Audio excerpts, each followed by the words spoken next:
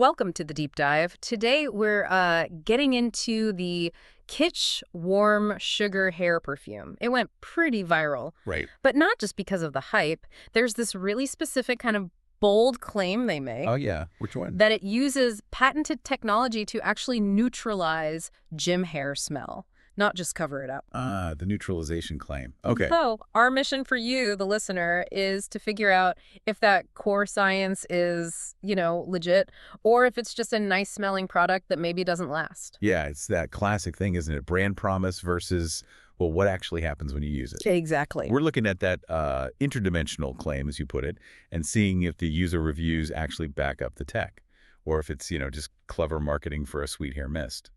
Okay, let's unpack this then. The main selling point, they say, isn't just the scent itself. Right. It's this odor-eliminating tech designed to fight sweat, stale smells, right at the source.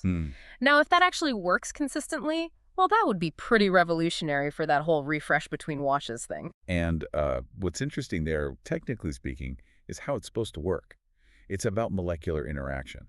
Too. So when they talk about patented neutralization, we're likely talking about things like cyclodextrins, maybe, molecular cages, or sometimes zinc compounds. Right, stuff that traps smells. Yeah, designed to physically bind the odor molecules from sweat and bacteria instead of just, throwing perfume on top. Conceptually, that makes total sense. But okay, let's talk experience. The smell itself, it's very gourmand. Oh, unabashedly gourmand. Definitely. For anyone not familiar, that means sweet, like dessert, sponge sugar, warm vanilla, some pink grapefruit.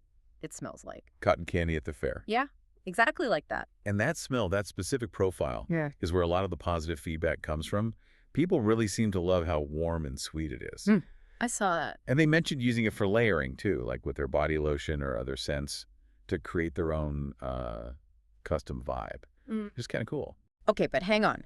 If the technology is the main selling point, how do we square that with probably the biggest complaint we found in the sources? Oh, what's that? The smell fading super fast. Like if the sweet scent is gone in 15 minutes, how can we even tell if the crucial neutralizing part ever really kicked in? That's a really good point. Doesn't that suggest a failure of the science bit, not just the fragrance lasting power? It absolutely raises that question about efficacy. Yeah, the performance issues. That's kind of the red flag parade here.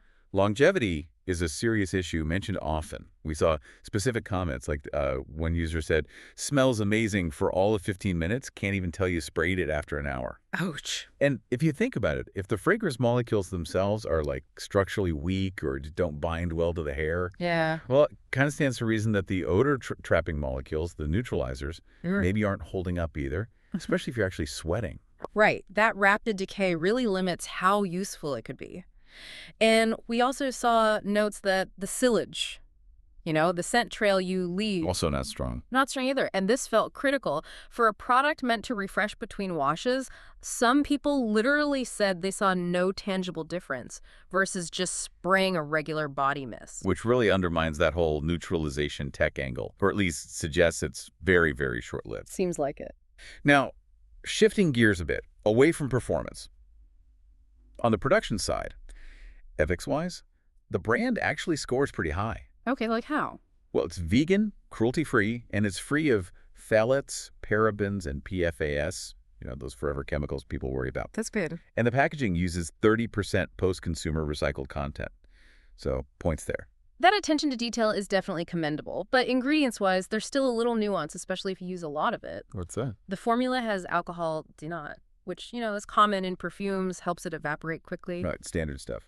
But if you find yourself spraying it heavily all day, maybe trying to chase that scent that keeps fading, I see where you're going. it could potentially be drying for certain hair types, right? Especially if your hair is delicate or processed. That's a fair point. Yep. So, okay, what does this all boil down to? The verdict seems pretty clear, actually. Yeah. It's not some kind of scam. It smells nice. It works as a light hair perfume. It fits that niche for like daily touch-ups or quick layering. Yeah. But calling it revolutionary based on this neutralization tech, that feels like, well, peak chaos, as one source put it.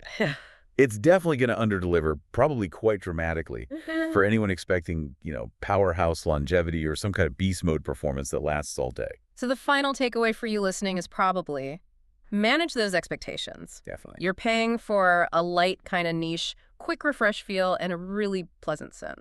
Not major staying power, and certainly no guarantee it's going to neutralize serious gym funk for hours. Right. Which brings us to a final thought for you to maybe mull over. Okay. Given these mixed reviews on performance and the price point, which isn't bargain basement, does a product that really only fulfills a light, temporary need justify that cost? Especially when maybe a standard, cheaper body mist could give you a similar short-term sweet smell. Something to consider. What's the real value of that novelty factor versus the, cost per hour of actual performance you're getting?